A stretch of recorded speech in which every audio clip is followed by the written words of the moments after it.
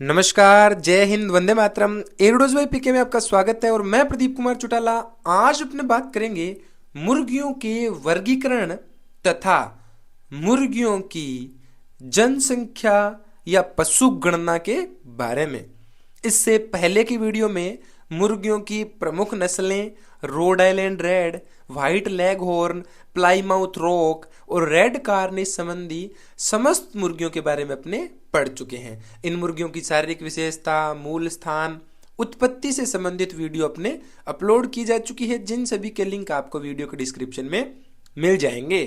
आज अपने बात करेंगे राजा मुर्गियों का जो उत्पत्ति के आधार पर या उपयोगिता के आधार पर वर्गीकरण कैसा हुआ है मुर्गियों का, या मुर्गियों का क्लासिफिकेशन किस बेस पे है, यानी ऑन द बेसिस ऑफ, यानी किस बेस के आधार पर अपने मुर्गियों का वर्गीकरण किया जाता है। इसी के साथ अपने बात करेंगे मुर्गियों की जो पशु गणना है, पशु गणना के आधार पर मुर्गियों की संख्या कितनी है, कितनी 2012 की पशु गणना में थी, 2019 की पशु गणना में कितनी संख्या बनी, कितनी वृद्धि हुई, कितनी घटी, ये सारी अपने बात करेंगे। तो चलिए शुरू करते हैं मुर्गियों का वर्गीकरण। अगर देखा जाए राजा मुर्गियों के वर्गीकरण की, तो मुर्गियों को दो भागों में बांटा गया है।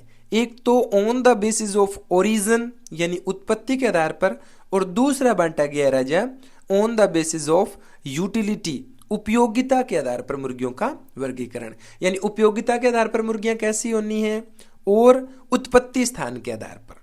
जैसा कि मैं पहले ही आपको काफी वीडियो में कह रहा हूं कि जो उत्पत्ति स्थान है वहां से एक पर्सन बनता है और हमेशा ही बनता रहेगा। तो चाहे गाय है, भैंस है, भेड़ है, बकरी है, ऊंट है, मुर्गियां हैं, जो भी अपने नस्लें हैं। इसके अलावा अगर अपने फलों या सब्जियों की भी बात करें रह जाए, तो उत्पत्ति स्थान से पर्सन बनता है और इसको अपने को पढ़ने की प्रबल, वो कहते हैं ना, प्रबल इच्छा भी होनी चाहिए और इसको प्रबलता के साथ भी पढ़ना चाहिए। ये ध्यान रखना है अपने को। अगर बात की जाए उत्पत्ति के स्थान पर मुर्गियों का वर्गीकरण, तो 5 से 6 भागों में बांटा गया है। सबसे पहले नंबर पर आती है राजा देसी या भारतीय नस्लें। देसी या भारतीय नस्लों में मुख्य असील, चित्तागोंग, घाघस और कड़कनाथ, ये मुर्गियां जो है राजा ये देसी या भारतीय नस्लों की है। इसके साथ मैं एक और बता दूं राजा, जितना भी आपको मैटर याद करना है, जितनी भी चीजें अपने को पढ़नी है, वो चीजें ऑथेंटिक बुक, यानी चाहे वो आरबीएससी की बोर्ड है या एनसीईआरटी की बुक है, इनसे पढ़नी है। यहाँ भाईजी बाजार में घना ही कायदा मिलेगा और दुनिया जानेगा नोट्स पड़े कड़ा कट्टा कट्टा का लिया आगे फेंकड़ा बैठे। मिस प्रिंटिंग के कारण, इधर उधर ऊपर नीचे कोई लिखे जाने के कारण अंक कहीं न कहीं मिस्टेक हो जाती है और पेपर में अपने क्या रहता है, फिर दिक्कत आ जाती है। इसलिए सबसे पहला जो आपको आधार मानना है वो मानक आधार किसका है, अपने पास आरबीएससी की बुक होनी चाहिए। चाहे वो आरबीएससी राजस्थान बोर्ड की बुक हो, चाहे वो एनसीईआरटी की बुक हो, अपने पास मेन बुक होनी चाहिए। और बुक से प्रश्न आते हैं। अब अपने 2024 कृषि पर्यवेक्षक की भर्ती का ही देख लो, एक भी पर्सन किसी बाहर की बुक से नहीं आया, एक भी पर्सन, सिंगल पर्सन। सारे के सारे पर्सन 11th और 12th की बुक से हैं, टोटल के टोटल एज इट इज, जो बुक में लाइन थी एज इट इज उठा दी उन्होंने, है ना। तो बुकों को मानक आधार अपना लो और घबराने की कहीं जरूरत नहीं है कि जी बुक में तो थोड़ा सौ मीटर 1.5 वैरी तक मीटर मुंह पेपर आवे के, तो 2024 वाला पेपर देख लो आप, सारों को सारो भाई जी बटू ही पड़े हुए पेपर है। फिर आप कहा जी पढ़िया तो आप बोलो पढ़ लियो, बोलो के आप के पढ़ लियो, अपना क्या करते हैं लीक से परी होकर चलने लग जाते हैं। तो ऐसे नहीं पढ़ना है अपने को, जो बुक में दिया गया है वो पढ़ना है। तो उत्पत्ति के स्थान पर या उत्पत्ति के आधार पर वर्गीकरण देखें तो अपने पास वैसे मूल कौन कौन सी है। देसी नस्लें हैं, एशिया वर्ग की है, इंग्लिश वर्ग की है, अमेरिकन वर्ग की है और भूमध्य सागरीय वर्ग और पोलिश वर्ग की अपने पास है मुर्गियों की नस्लें हैं। सबसे पहले बात कर ली अपने देसी भारतीय नस्लें। देसी भारतीय नस्लों में आती है असील, चटगांव या चित्तागोंग, घाघस और कड़कनाथ। उसके बाद अगर अपने बात करें राजा एशियाई वर्ग, एशियाई वर्ग की जो नस्लें हैं उसमें मुख्य है ब्रह्मा, कोचीन और लेंगशन। ये एशियाई वर्गों की प्रमुख मुर्गियों की नस्लें मानी जाती हैं। अब पेपर में जो प्रश्न बनेगा वो सीधा ही बनेगा, ब्रह्मा जो मुर्गी की नस्ल है उसका संबंध है किस वर्ग से है, तो एशियाई वर्ग है ना। अब 30 नंबर पर अपने बात करें राजा इंग्लिश वर्ग की, तो इंग्लिश वर्ग में जो मुख्य नस्लें आती है वो आती है राजा Red Cap, Sussex, Australorp, Orpington और रेड कैप और रेड कार्निस जैसी किस्में। समझिए बात, Red Cornish, Red Cap, Australorp, Sussex, Orpington, ये मुख्य नस्लें हैं किसकी, इंग्लिश वर्ग की है, या ये इंग्लिश ब्रीड में आती है। तो अपने राजा बात कर ली पहली देसी मुर्गियां, दूसरी राजा एशियाई, और तीसरी अपने इंग्लिश वर्ग की मुर्गियों के बारे में बात कर ली। अब अपने बात करेंगे अमेरिकन वर्ग के बारे में। अमेरिकन वर्ग के अंदर कौन कौन सी आती है राजा, और ये इंपॉर्टेंट भी है, अमेरिकन वर्ग वाली एग्जाम की पॉइंट ऑफ व्यू से भी काफी इंपॉर्टेंट है, प्रश्न बनने की संभावनाएं हैं इससे।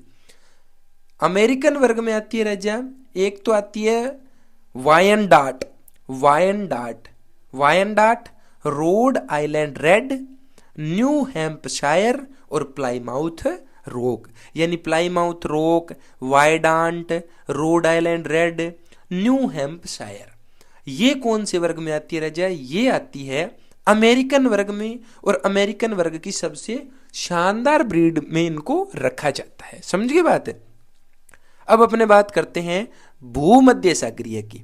भूमध्य सागरीयों में भी काफी फेमस और सबसे ज्यादा अंडे देने वाली, जिसको कहते हैं ना मेडिटेरियन वर्ग, जो मेडिटेरियन वर्ग की है, इस वर्ग में पहला नाम आता है, जब मेडिटेरियन नाम आ जाता है तो इसके अंदर नाम आता है व्हाइट लेगहॉर्न का, एनकोवा का, मिनोरका का, है ना। हाँ, एनकोवा, मिनोरका और व्हाइट लेगहॉर्न राजा, ये है भूमध्य सागरीय वर्ग की, ये सबसे फेमस है। अब देखो अपने अमेरिका वर्ग की अपने सिलेबस में है, तो road Island Red, New Hampshire और प्लाईमाउथ रॉक को अपने समझना ज़्यादा चाहिए कि भैया अपने ये सिलेबस में है तो ज़्यादा महत्वपूर्ण है। ऐसे ही मेडिटेरियन वर्ग के अंदर अपने बात करें तो व्हाइट लेगहॉर्न है, एनकोव है, मिनोरका है, ये भूमध्य सागरीय में आती है। और इसी के साथ एक वर्ग और बच जाता है, वो रहता है पोलिश वर्ग, और पोलिश वर्ग में जो मुख्य नस्ल है उसका नाम ही पोलिश है। समझ गए बात। तो उत्पत्ति के आधार पर ये मुख्य नस्लें अपने पास है, जिसमें भारतीय नस्ल की मुर्गियां आ गई, एशियाई वर्ग की आ गई, इंग्लिश वर्ग की आ गई राजा, अमेरिकन वर्ग की, भूमध्य सागरीय वर्ग की और पोलिश वर्ग की मुख्य नस्लें हैं। On the basis of origin अपने क्लासिफिकेशन पढ़ लिया, या ओरिजिन प्लेस के बेस पे अपने क्लासिफिकेशन पढ़ लिया। ये तो है राजा उत्पत्ति के आधार पर। अब अगर अपने बात की जाए मुर्गियों का वर्गीकरण उपयोगिता के आधार पर, on the basis of utility, यानी मुर्गियों का क्या क्या उपयोग है। अब इं तो है कोई मुर्गियां दूध देने लग जाएगी, दूध तो दे कौन भाई जी, मुर्गी का तो अंडा देसी, का मांस देसी, तो यूटिलिटी क्या है, अंडे देने वाली मुर्गी हो सकती है, इसके अलावा मांस देने वाली मुर्गी हो सकती है, और इसके साथ अगर बात करें अपने तो वो द्विप्रयोजनी हो सकती है। समझे बात, यानी अंडा भी दे और मांस भी दे दे, ऐसी नस्लों को अपने क्या कह सकते हैं, द्विप्रयोजनी कहते हैं। अब अपने बात कर रहे हैं उपयोगिता के आधार पर मुर्गियों का वर्गीकरण। देखो राजा, उपयोगिता के आधार पर अपने बात कर ली अंडा देने वाली, मांस देने वाली और द्विप्रयोजनी। सबसे पहले अपने बात करें हैं अंडा देने वाली जातियां। अंडा देने वाली जातियों में राजा आता है मिनोरका, व्हाइट लेगहॉर्न तथा एनकोना, ये राजा है मुर्गियां अंडा देने वाली। मांस उत्पादन के अंदर अपने बात करते हैं ब्रह्मा, ससेक्स, लैंगशन और असील, यह मांस उत्पादन के लिए सबसे ज्यादा पाली जाती है और सबसे ज्यादा फेमस भी है, जिसमें असील अपने सबसे ज्यादा फेमस में पड़ते हैं ना। फिर आती है राजा द्विप्रयोजनी। द्विप्रयोजनियों या द्विप्रयोजनी जो नस्लें राजा, उसका मतलब ये है कि ऐसी मुर्गियां हैं जो अंडा और मांस दोनों के लिए पाली जाती है, जिसमें सबसे जो मुख्य है वो है New Hampshire, Rhode Island Red, इसके अलावा प्लाईमाउथ रॉक, डोरकिंग और Australorp, New Hampshire, Dorking, Rhode Island Red तथा प्लाईमाउथ रॉक जो है राजा, ये on the basis of utility में ड्यूल पर्पज की जो ब्रीड है, यानी द्विप्रयोजनी जो ब्रीड है, उसमें आती है। तो अभी अपने बात की राजा उत्पत्ति के आधार पर मुर्गियों का वर्गीकरण, और उपयोगिता के आधार पर मुर्गियों का वर्गीकरण। ये तो अपने पास दो हैं वर्गीकरण। इसी के साथ अगर अपने बात करें मुर्गियों में पशु गणना की, या पशु गणना की अगर अपने राजा चर्चा करें, तो अगर पशु गणना देखे राजा तो अपने पशु गणना दो पढ़ते हैं, एक तो 2012 की और एक 2019 की, है ना। 19वीं पशु गणना, 20वीं पशु गणना, ऐसे अपने पशु गणना के बारे में भी पढ़ते हैं। तो अगर बात की जाए भारत में 20वीं पशु गणना 2019 के अनुसार मुर्गियों की संख्या भारत में अगर बात की जाए तो राजा अपने दोनों ही बात कर लेते हैं। मैं 2012 और 2019 दोनों की एक साथ ही बता दूंगा कितनी है, और ये अपने बात मिलियंस में कर रहे हैं। किसमें? मिलियन में। तो देखो अगर अपने बात करें राजा 20वीं पशु गणना और भारत के अनुसार अगर बात करें तो सबसे पहले मैं बता रहा हूं आपको 19वीं पशु गणना 2012 के हिसाब से, और 20वीं हुई थी 2019 में। तो अपने 2012 वाली देखते हैं। 2012 में भारत में मुर्गियों की संख्या थी राजा 729.21 मिलियन। 2012 में कितनी थी? 729.21 मिलियन संख्या थी मुर्गियों की। और 2019 में यह बढ़कर हो गई 851.91, यानी 851.91। ये संख्या में वृद्धि हुई राजा 16.8%, यानी 16.8% वृद्धि हो गई। यानी 2012 में तो मुर्गियों की संख्या थी 729.21 और 2019 में ये होगी 851.91। टोटल वृद्धि होगी राजा 16.8% वृद्धि हो गई। यह तो गणना है राजा 20वीं पशु गणना 2019 के अनुसार भारत की स्थिति में। और अगर अपने बात करें राजस्थान में, तो राजस्थान में अगर अपने राजा मुर्गियों की संख्या की बात करते हैं तो 2012 में, यानी 19वीं पशु गणना में अगर देखें 2012 में थी राजा 8 मिलियन मुर्गियों की संख्या थी, 8 मिलियन, है ना, 8 मिलियन। और वैसे वो 80.24 लाख, अगर लाख में देखें तो 80.24 लाख आते हैं ना, जब अपने बुक्स वगैरह के अंदर या आरबीएससी की जो बुक्स हैं अपने, उस बुक्स के अंदर अपने पढ़ते हैं मुर्गियों की संख्या, तब अपने देखते हैं कि 2012 में मुर्गियों की जो संख्या थी वो 80.24 लाख थी, है ना। और जब अपने मिलियंस की बात करते हैं तो अपने सीधा पढ़ते हैं 8 मिलियन संख्या थी। 2012 में कितनी थी राजा? 8 मिलियन। और अगर बात की जाए 2019 की, तो 2019 में यह हो गई 14.6 मिलियन। कितनी होगी बोलो? 14.6 मिलियन हो गई अपने पास। कब है? 2019 के अंदर। और टोटल अगर वृद्धि की बात की जाए तो 82.83 82.83% मुर्गियों की संख्या में वृद्धि हुई है राजस्थान में। यानी राजस्थान के अंदर अगर अपने मुर्गियों की स्थिति की देखा जाए तो मुर्गियों की स्थिति में क्या हुआ है? वृद्धि ही हुई है। पशु गणना की अगर बात की जाए तो वृद्धि हुई है। लेकिन अगर मैं आपको कह दूं कि घटी कौन कौन है, तो भेड़ घटी है राजा, बकरियां घटी है, ऊंट घटे हैं, ये घटे हैं राजस्थान के अंदर, है ना। अगर अपने भेड़ों की बात की जाए तो जो मैं कह रहा हूं घटोती की अगर बात की जाए या कमी की बात की जाए तो -12.95% कमी आई थी। बकरियों में -3.81% और ऊंट में -34.69 कमी आई थी ऊंटों की संख्या के अंदर, है ना। ये संख्या थी राजा जो अपने कमी की बात कर। लेकिन अगर वृद्धि की बात की जाए तो गायों की संख्या में वृद्धि हुई, भैंसों की संख्या में वृद्धि हुई है, मुर्गियों की संख्या में वृद्धि हुई है। गाय 4.60% बढ़ी है, भैंस, राजस्थान की बात कर रहा हूँ राजा मैं, राजस्थान की, और भैंसों की संख्या 5.53% वृद्धि हुई है, और मुर्गियों की संख्या 82.83% क्या हुई है? वृद्धि हुई है। और पूरे भारत में राजस्थान का कौन सा स्थान है? 17वां स्थान है। कौन सा बोलो? 17वां स्थान पूरे भारत में राजस्थान का है। किसमें? मुर्गी पालन में या मुर्गियों की संख्या के अंदर।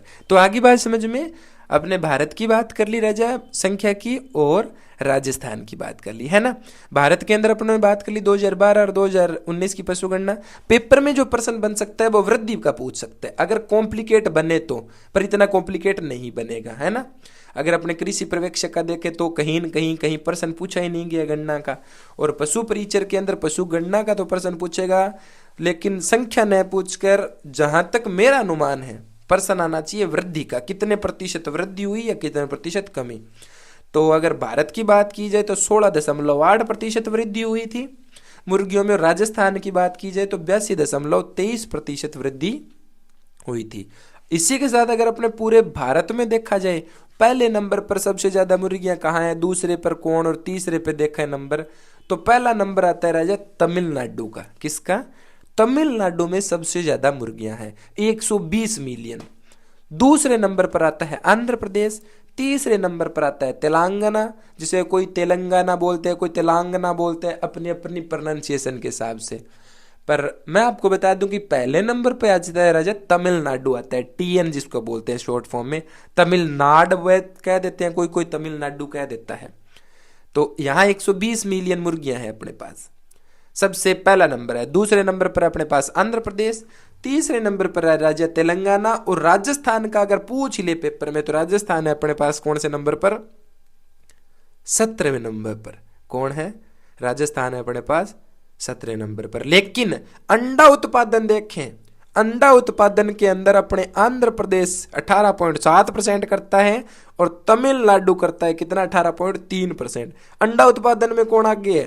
अंडा उत्पादन के अंदर आंध्र प्रदेश आ गया। मुर्गी पालन में कौन आ गया? तमिलनाडु, है ना। ये तो वही बात होगी, बांगन मुर्गियां ज्यादा है तो की है, थोड़ी मुर्गियां अंडा ज्यादा ले ले, तगड़ो काम करा के भाई साहब, मैं कहूं काम खींचो खींच ही चाले, ठीक है ना। अधिकतम अंडा उत्पादन की बात की जाए तो आंध्र प्रदेश, उसके बाद तमिलनाडु। और मुर्गी पालन की बात की जाए या पशु घनत्व की बात की जाए, डेंसिटी की भी सबसे ज्यादा कहां? तो तमिलनाडु, है ना, 120.8 मिलियन टोटल अगर देखें तो 120.8 मिलियन। दूसरे नंबर पर आंध्र प्रदेश पशु घनत्व यानी आंध्र प्रदेश एपी, और तीसरे नंबर पर है तेलंगाना, और राजस्थान है 17वें नंबर पर। लेकिन अंडा उत्पादन में देखें तो अंडा उत्पादन में आंध्र प्रदेश में होता है 18.7% और तमिलनाडु में होता है 18.3% अंडा उत्पादन देखा जाता है। देखा क्या जाता है? होता ही है अंडा उत्पादन, है ना। ये है अपने पास राजा मुर्गियों और मुर्गियों की उनकी गणना, यानी कितने परसेंट मुर्गियां हैं और टोटल मुर्गियों के अंदर कितनी वृद्धि हुई और कितनी कमी आई। तो कमी तो आई नहीं मुर्गियों में, वृद्धि ही हुई है। समझ गए बात क्या? हाँ, तो ये तो होगी अपने पास मुर्गियों की नस्लें और उनके वर्गीकरण से संबंधित महत्वपूर्ण बातें, यानी अपने मुर्गियों का वर्गीकरण कर दिया और मुर्गियों की पशु गणना भी कर दी। इसी के साथ आपको मैं कुछ जो देसी नस्लें हैं वो भी बता दें वर्गीकरण में। मुर्गियों के वर्गीकरण में अपने उपयोगिता के आधार पर पढ़ ली, यूटिलिटी के आधार पर यानी, और दूसरा पढ़ लिया ओरिजिन। अब कुछ देसी मुर्गियां या भारतीय मुर्गियां भी अपने पढ़ लेते हैं। जो भारतीय मुर्गियां उनके बारे में सारी बातें साथ साथ ही, जो भारतीय मुर्गियों में अपने असील है, चटगांव, गागस, कड़कनाथ, ये पड़ी है, इनके बारे में और महत्वपूर्ण बातें देख लेते हैं।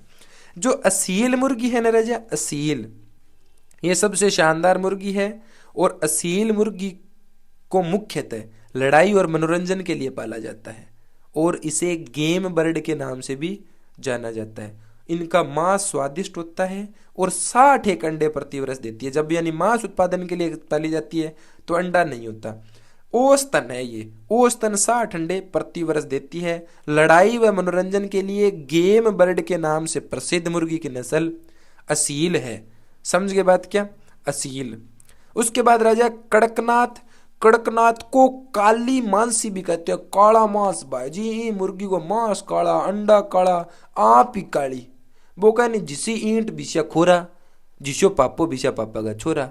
अरे मैं कुआ तो तकड़ी लाइन बन गई। हाँ भाई जी, तो आ मुर्गी जम्मा काली हुए, दाप की काली, तो वो ही बिचारा धूड़ो पड़ जाए, रोटी पाने वाला तो वो वह नहीं, वो धूड़ो हुए, बहुत काली मुर्गी हुए, तो इसे काली मांसी यानी कड़कनाथ को काली मांसी भी कहते हैं राजा। समझ गए बात? ये पश्चिमी मध्य प्रदेश में इसका उत्पत्ति या इससे संबंधित स्थान माना जाता है, पश्चिमी मध्य प्रदेश।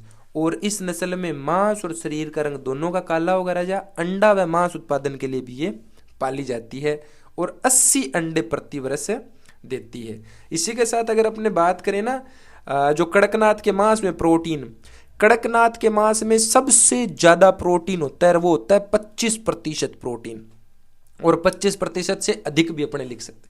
25% प्रोटीन होता है मांस में, कड़कनाथ के। बाकी अन्य जो मुर्गियां हैं उनके मांस में, या जो अन्य नस्लें हैं उनमें 18 से 20% ही होगा, लेकिन कड़कनाथ में सबसे ज्यादा प्रोटीन होता है मांस में। तो प्रश्न बन जाता है कि सबसे ज्यादा प्रोटीन वाली या कौन सी मुर्गी का मांस में सबसे ज्यादा प्रोटीन होता है, तो किस में होता है राजा? कड़कनाथ या काली मासी में होता है। इसी के साथ अगर अपने बात करें घाघस की, तो घाघस अपने आंध्र प्रदेश व कर्नाटका के जो क्षेत्र है वहां पाई जाती है। छोटे छोटे पंख होते हैं, पैर और पंख दोनों इसके छोटे होते हैं, और सबसे साहसी नस्ल होती है। साहसी नस्लों के अंदर मानी जाए तो घाघस का नाम आता है। साहसी, साहसवान, पूरी तकड़ी भाई साहब। बाका जो खटई बुला ले या तेरे जच्चा बैठाई बा बैठाई पूग जे है कि नहीं? हाँ, इतनी साहसी हो वह उछल पांती ले भोक रहा। घाघस साहसी नस्ल कहते हैं। इसके बाद राजा अपने देसी मुर्गियों में चटगांव भी आती है, जिसे चित्तागोंग भी कहते हैं। कुछ प्रोनाउंसिएशन में चटगांव पढ़ते हैं। मेघालय, त्रिपुरा, ये जो क्षेत्र है यहाँ इसको अपने देखने को मिलती है। ठीक है, पश्चिमी बंगाल का क्षेत्र, यहाँ अपने को इन क्षेत्रों में ये देखने को मिलती है। पीले भूरे रंग की नस्ल है ये, और 100 अंडे प्रति वर्ष देती है। 100 अंडे और पीला भूरा रंग, और मांस के लिए पाली जाने वाले, यानी जो राजा देसी नस्लें हैं उनको इसलिए बता रहे हैं। हालांकि पेपर में वर्गीकरण में नाम तो है, लेकिन पेपर में सामान्य प्रश्न आ जाए तो प्रश्न आने के लिए मैं आपको बता दूं 2 प्रश्न ज्यादा बनते हैं। एक तो असील का बनता है, दूसरा कड़कनाथ का बनता है। प्रश्न बनने की संभावना है उतनी तो, है ना। असील अपने बात कर ली लड़ाई व मनोरंजन गेम बर्ड के लिए फेमस, और कड़कनाथ अपने बात कर ली काली मांसी, है ना। सारे ये जो पश्चिमी मध्य प्रदेश का क्षेत्र है इन क्षेत्रों के अंदर अपने देखने को मिलती है ना। वैसे कहते हैं धार झाबुआ एरिया कड़कनाथ, है ना, मध्य प्रदेश, पश्चिमी मध्य प्रदेश का। 80% अंडे, यानी 80% नहीं 80 अंडे ही देती है ना। तो ये है अपने पास कौन सी? देसी मुर्गियां। इस देसी मुर्गियों के अंदर इनका नाम आता है, और ये देसी मुर्गियां अपने सबसे ज्यादा पढ़ते हैं। तो अपने बात कर रहे थे राजा आज मुर्गियों का वर्गीकरण, तो जिसमें अपनों ने मुर्गियों का वर्गीकरण पढ़ा on the basis of origin, यानी उत्पत्ति स्थान के आधार पर। दूसरा पढ़ लिया राजा अपने मुर्गियों का वर्गीकरण उपयोगिता के आधार पर। इसी के साथ राजा अपनों ने बात कर ली किसके बारे में? मुर्गियों की पशु गणना के बारे में, यानी 2012 और 2019 के बारे में, यानी 19वीं और 20वीं पशु गणना के दोनों के बारे में बात कर ली। समझे बात है? ठीक है राजा। इसी के साथ अगर अपने बात करें, इनमें अपने पढ़ लिए पशु गणना में कितना स्थान है राजस्थान का। देखो पशु गणना में जो प्रश्न बनने के चांसेस बनते हैं राजा, वो प्रश्न के चांसेस क्या बनते हैं? वृद्धि के बनते हैं, क्योंकि डाटा जो है वो डाटा पूछने के चांस कम बनते हैं। और एक बात और बता दूं, चाहे आप पशु परीक्षर की तैयारी कर रहे हैं, चाहे आप जेट के स्टूडेंट हैं, ICR, कृषि पर्यवेक्षक, किसी भी भर्ती परीक्षा की तैयारी आप कर रहे हैं, उसके स्टूडेंट हैं, तो मैं आपकी जानकारी के लिए बता दूं, आपको ज्यादा मतलब ऐसे घबराने की जरूरत नहीं है, ना इधर उधर वो कहते हैं ना ज्यादा दिमाग लगा। अपने को करना क्या है, 11वीं 12वीं की बुक को आप ध्यान में रखो राजा। मैं फिर कृषि पर्यवेक्षक भर्ती का उदाहरण इसलिए दे रहा हूं, कल जो परीक्षा हुई है अपने 4 तारीख की रविवार को, उस भर्ती परीक्षा के अंदर आप प्रश्न देखना, और इस प्रश्नों की वीडियो भी आपको अब अपने चैनल पे मिल जाएगी। पूरे पेपर का विश्लेषण आपको मिल जाएगा कि पेपर कैसे बना, क्या क्या कंडीशंस रही और कैसे प्रश्न आए। एक प्रश्न मैं आपको कह दूं बाहर से नहीं है, एक भी प्रश्न। टोटल के टोटल प्रश्न राजा बुक से पूछे हैं, सीधे प्रश्न पूछे हैं, कहीं कोई ऊपर नीचे नहीं किया, सीधा जैसा प्रश्न था एज इट इज प्रश्न आया है। और किसी भी प्रकार की कोई उसके अंदर ऐसे नहीं कि भी ऊपर नीचे कर दिया हो, बहुत टिपिकल घुमा लिया हो, बहुत सारी किस्में पूछ ली, बहुत सारी ऐसे ब्रीड पूछ ली, ऐसा नहीं है। मेन और फेमस जो आपको हमेशा आप अपनी वीडियो में अपने कहते हैं ये इंपॉर्टेंट है, इसमें प्रश्न बनने के चांस है, ये इंपॉर्टेंट है, इसमें प्रश्न बनने के चांस है, बस। तो वो वीडियोस आप देखें और उनको पढ़ते रहें। बिल्कुल विश्वास बनाए रखें, धैर्य बनाए रखें। पूरी एग्रीडोज बाय पीके की टीम आप सभी स्टूडेंट के लिए निःशुल्क कर रही है प्रयास कि आपको पूरा का पूरा मैटर निःशुल्क करवाया जाए। और अपने चैनल पे जितनी भी वीडियोस अपलोड हुई है वो कृषि पर्यवेक्षक के साथ साथ पशु परीक्षर के लिए, जेट ICR के स्टूडेंट के लिए हुई है, और ये फ्री ऑफ कॉस्ट है। और पशु परीक्षर का भी पेपर आपको लिए मैं बता दूं, पशु परीक्षर के पेपर में भी इन वीडियो से खूब प्रश्न आएंगे। आपको बिल्कुल निश्चिंत होकर आप तैयारी कर सकते हो, कहीं कोई दोहराई नहीं आएगी किसी भी प्रकार की। इसके साथ एग्रीकल्चर जो सुपरवाइजर का पेपर हुआ है, इस पेपर में भी काफी अपने चैनल से टोटल वीडियो जितनी अपने अपलोड की है, प्रत्येक वीडियो से प्रश्न बना है। उनके भी मैं आपको प्रमाण के साथ वीडियो अपलोड की है विश्लेषण में, उस विश्लेषण में आप देख सकते हो। तो बिना किसी घबराहट के आप बढ़िया तैयारी करें राजा, मेहनत करें मैं कह रहा हूँ, और ज्यादा ऐसे चक्करों में ना पड़े, बे यहाँ करा दियो और बिमा मतलब कई पूछ लियो और यहाँ ना, घबराना नहीं है अपने को। बिना किसी घबराहट के फ्री माइंड से निश्चित होके मस्त तरीके से तैयारी करनी है, खुश रह के, सकारात्मक विचारों के साथ, बिना किसी नकारात्मक सोच के साथ। तो बढ़िया तैयारी करें, आप खुश रहें, मस्त रहें, स्वस्थ रहें। एग्रीडोज बाय पीके की पूरी टीम आप सभी के लिए प्रतिपल और प्रतिक्षण तैयार है, तत्पर है, और 24/7 आवर्स आपके लिए तैयार है। तो प्रश्न पढ़ेंगे, पक्का पढ़ेंगे, कहीं कोई दुराई वाली बात नहीं है किसी भी प्रकार की। पशु परिचर के अंदर 40 नंबर का जो बी पार्ट है, आपको 40 के 40 क्वेश्चन दिखा देंगे। एग्रीडोज बाय पीके की जितनी भी वीडियोज अपलोड हुई है, इन्हीं वीडियोज में से प्रश्न आए हुए आपको दिखाएंगे। पेपर होगा उस समय, इसलिए मैं कह रहा हूं पेपर होने के बाद अगर आप देखो उससे पहले अच्छा है आप पहले ही वीडियो देखकर अपना मैटर तैयार करें, ताकि आपका सिलेक्शन हो जाए। और ईश्वर से हमारी यही प्रार्थना रहेगी, आप सभी मेहनत कर रहे हैं तो आपको अपने लक्ष्य तक पहुंचाए। बढ़िया तरीके करें राजा, खुश रहें, स्वस्थ रहें। आज के लिए इतना बहुत है। जय हिंद, वंदे मातरम। मिलते हैं नेक्स्ट वीडियो में।